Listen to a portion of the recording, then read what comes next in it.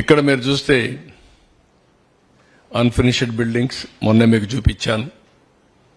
Cost విపరీతంగా పెరిగింది. Infrastructure కి, కంప్లీషన్ కి.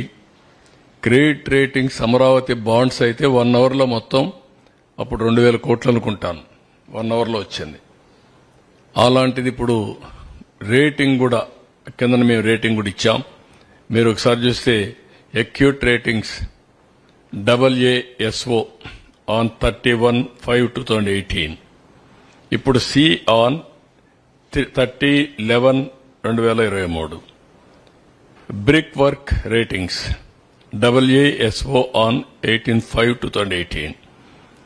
BB+ on 31/5/2024. CRISIL rating A+ on 21/6/18. ఇది BB+ CE on 15/5/2024. మొత్తం ఆల్ రేటింగ్స్ పడిపోయారు. What is the advantage of rating? Credibility. Credibility వల్ల, కాన్ఫిడెన్స్ వల్ల ఇచ్చేవాడు కూడా డబ్బులు పెట్టుబడి పెడతారు. తక్కువ ఇంట్రెస్ట్ రేట్ కూడా ఇచ్చే పరిస్థితి వస్తుంది. ఇన్వెస్టర్స్ లో దెబ్బతిన్నాం. బ్రాండ్ ఇమేజ్ పోయింది. రాజధాని లేకుండా 3 రాజధానులు ఆడుతూ 10 ఏళ్లుగా రాజధాని లేకుండా పోయే పరిస్థితి వచ్చింది. Pride and self respect scatter అయిపోయింది. ఇంకొక షార్ప్ డిప్రిసియేషన్, ప్రాపర్టీ ప్రైసెస్ బాగా పడిపోయినాయి. వెల్త్ జనరేషన్ జరగలేదు. పీపుల్ ఇక్కడి నుంచి పాచి పనులకు కూడా హైదరాబాద్ పోయే పరిస్థితికి వచ్చారు. వేరే రాష్ట్రాలకు వెళ్లిపోయారు. యువత మైగ్రేషన్ పెద్ద ఎత్తున ఉద్యోగాల కోసం పోయే పరిస్థితి వచ్చింది. ఉద్యోగాలు లేవు. బిజినెస్ కూడా ఇక్కడి నుంచి ఎక్కడికక్కడికి వెళ్లిపోయే పరిస్థితికి వచ్చారు. అన్ని రంగాలు స్టాండ్ స్టిల్ అయినాయి. రివర్స్ అయ్యే పరిస్థితికి వచ్చింది. దీనివల్ల ఇంకా కూడా మనం చూస్తే కాస్ట్ ఎక్స్లవేషన్, స్ట్రక్చర్స్ డ్యామేజ్ అయినాయి. డీమొబిలైజేషన్ ఆఫ్ మెన్ మెషినరీ అయిపోయింది. లాస్ ఆఫ్ జాబ్స్ మొత్తం పోయినాయి. Funds locked up in complete works వాటిలో పోయే పరిస్థితి వచ్చింది. Loss of revenue, GST, income tax మొత్తం తగ్గిపోయే పరిస్థితి వచ్చింది. కడాన రోడ్లు కూడా తవ్వుకునే పరిస్థితికి వచ్చారు. ఇలాంటివన్నీ స్ట్రక్చర్స్ కూడా స్టెబిలిటీ దెబ్బతినే పరిస్థితి వస్తూ ఉంది వీళ్ళు చేసిన అరాచక పనుల వల్ల. ఇది మీరు ఒకసారి చూస్తే world class capital for the state would be in place.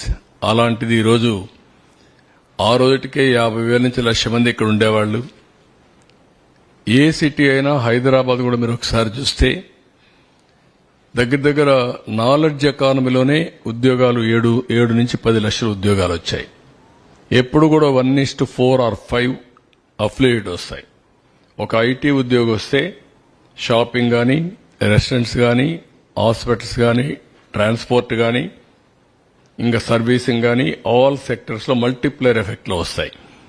అలాంటిది ఇక్కడ మొత్తం ఆగిపోయింది.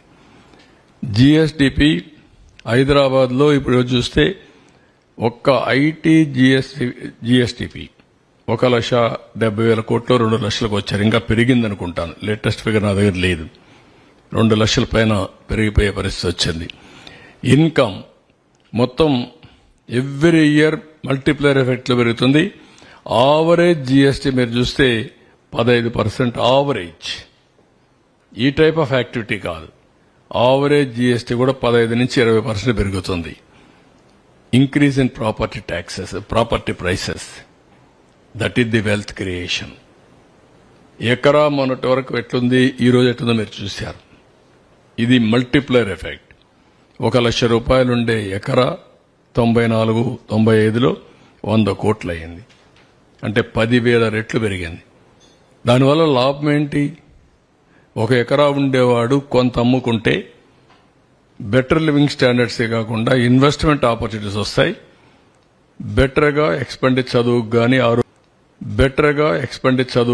ఆరోగ్యానికి గానీ ఖర్చు పెట్టుకునే పరిస్థితి వస్తుంది. That is how wealth creation happen అయ్యేది. వెల్త్